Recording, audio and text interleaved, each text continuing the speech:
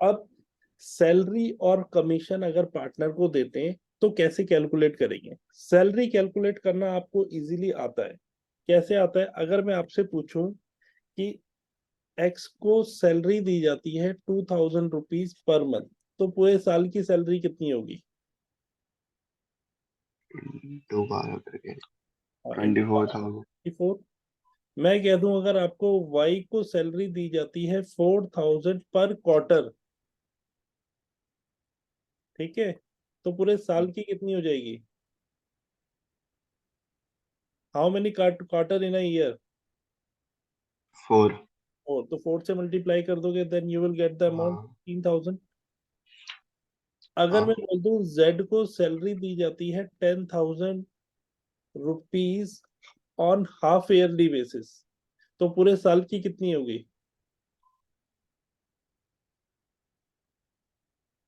Half yearly basis दी जाती है, मतलब 6 महीने में उसे 10,000 सैलरी दी जाती 10,000 में है, तो पूरे साल की कितनी हो गई? 20,000। 20,000, 20,000, राइट? हाँ। क्लियर? और अगर एनुअली दे रखी हो तो एनुअली तो इजीली निकल जाएगी, तो इसलिए सैलरी आपको आता है। अब बात रही कमीशन की, तो कमीशन समझना जरूरी है। कमीशन आपको वो किस चीज पे देता है? कमीशन वो कहता है नेट प्रॉफिट पे कैलकुलेट करो। और जब नेट प्रॉफिट में बेटा कमीशन कैलकुलेट करेंगे, तो आपको किन बातों का ध्यान देना है कि क्वेश्चन कहता है बिफोर चार्जिंग बोल रहा है या आफ्टर चार्जिंग हिज कमीशन बोल रहा है। आपको ये लाइन, आपको ये वर्ड ध्यान देने हैं। अगर क्वेश्चन बिफोर चार्जिंग बोलता है तो उस केस में जो भी नेट प्रॉफिट है उसका जितना परसेंट, जैसे 10% बोला है तो 10/100 कर देंगे 10% में।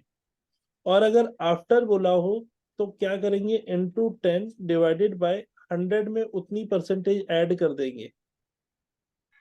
जैसे 20% बोला होता तो 20 डिवाइडेड बाय 100 प्लस 20 हो जाता। फिफ्टीन हाँ। परसेंट बोला होता तो 15 डिवाइडेड बाय 100 प्लस 15 हो जाता। इस तरीके से करेंगे आफ्टर चार्जिंग वाले केस पे। बिफोर वाले में ऐसे करेंगे, आफ्टर में ऐसे करेंगे। अभी मैं एक क्वेश्चन दिखाऊंगा, उसके अकॉर्डिंगली करेंगे, ठीक है? हाँ। तो क्वेश्चन हम करते हैं ये वाला, ठीक है जी? विजिबल है? हाँ। ठीक है, पढ़ो जरा क्वेश्चन क्या कह रहा है। X and Y are partners in a firm. X is entitled to a salary of two rupees per 2,000 month, per month. पूरे साल की कितनी हो गई? 24,000 हाँ, together with a commission of 10% of of net 10% profit net before profit. Charging any commission. Commission देने से पहले जो प्रॉफिट होगा उसका 10% करना है, ठीक है? हम्म। आगे, y is entitled to a salary of ₹5,000 per annum. y Per की annum. पर एनम दी हुई है, तो पूरे साल की कितनी हो गई?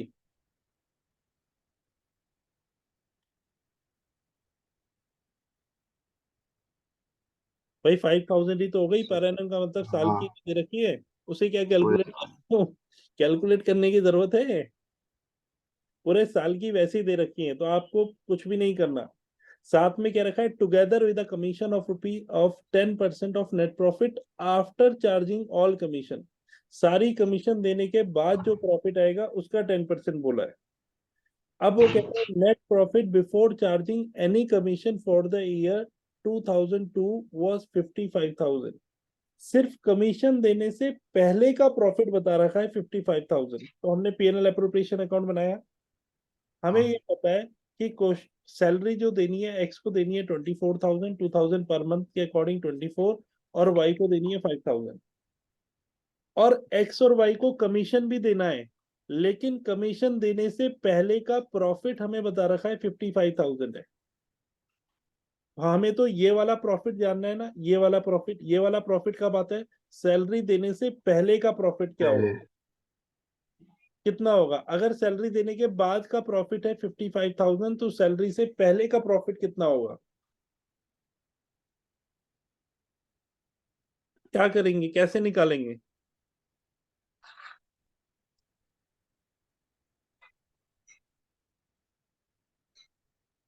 निकालेंगे कैसे माइनस करिए। बेटा? जब यहाँ पे प्रॉफिट दिया होता था उसमें से आप सैलरी माइनस करते थे, फिर चीज निकलती थी। अब अब आपको सैलरी देने के बाद का प्रॉफिट दिया है, तो सैलरी देने से पहले का प्रॉफिट कितना होगा? मैं अगर आपको बोलूं कि आपके पास 8 चॉकलेट है, जिसमें से आपने ऑलरेडी पहले 2 खा लिए, अब 8 बच गई है, तो खाने से पहले कितनी चॉकलेट थी आपके पास? 8।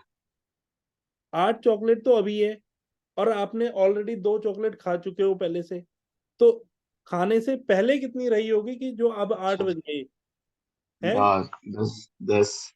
तो बेटा यही तो करना है आपने, कि 55,000 अगर प्रॉफिट है सैलरी के बाद का, तो सैलरी से पहले का प्रॉफिट कितना था, ऐड करोगे ना, हाँ। जो कि क्या निकल के आएगा हमारा? 70। 84,000। ठीक है। अब एक्स को जो कमीशन देनी है वो 10% देनी है, और बिफोर बोला हुआ है, before charging any commission. Commission देने से पहले जो हमारा प्रॉफिट है, प्रॉफिट कितना है? 55,000, ये वाला बोला है उसने। इस हम्म। इस प्रॉफिट की बात कर रहा है। इस प्रॉफिट का कितना परसेंट देंगे? 10%। तो मैंने यहाँ पे 10% कैलकुलेट किया, कितना है? 5500। ठीक है। और अब हाँ। वाई को जो कमीशन देंगे, वो इस पूरे में से, ये सैलरी देने के बाद, ये सारी कमीशन देने के बाद, एक्स की भी कमीशन और वाई की भी कमीशन देने के बाद, बट हमें वाई की कमीशन तो पता ही नहीं है कि कितनी देनी है वाई को, तो हम तो सिर्फ एक्स की माइनस कर सकते हैं ना। हाँ। इसीलिए इस केस में मैंने अभी आपको बताया ना कि कैसे कैलकुलेट करेंगे। इस पूरे में से ये माइनस करेंगे तो 55,000 आ जाएगा, 55,000 में से ये माइनस करेंगे तो 49,500 आ जाएगा। ठीक। उसका निकालेंगे 10%, और आफ्टर है ना, इसीलिए डिवाइडेड कर देंगे 100 + 10 से, तब जाके वाइस की कैपिटल निकल के आएगी 4,500, और इन दोनों को ऐड करके निकल के आएगा 10,000।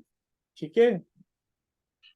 और फिर हम इस पे से ये सारा माइनस करेंगे, जो भी आएगा उस प्रॉफिट को पार्टनर्स के बीच में उनके प्रॉफिट शेयरिंग रेशियो में डिस्ट्रीब्यूट कर देंगे।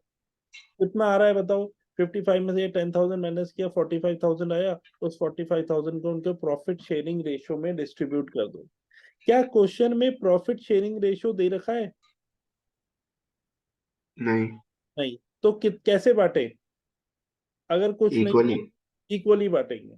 तो 45,000 को इक्वली बांट देंगे, 22,500 और 22,500।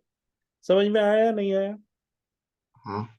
यही हमारा सैलरी और कमीशन से रिलेटेड क्वेश्चन है। होपफुली आपको समझ में आ गया होगा। अब आप इसको नोट डाउन कर सकते हो।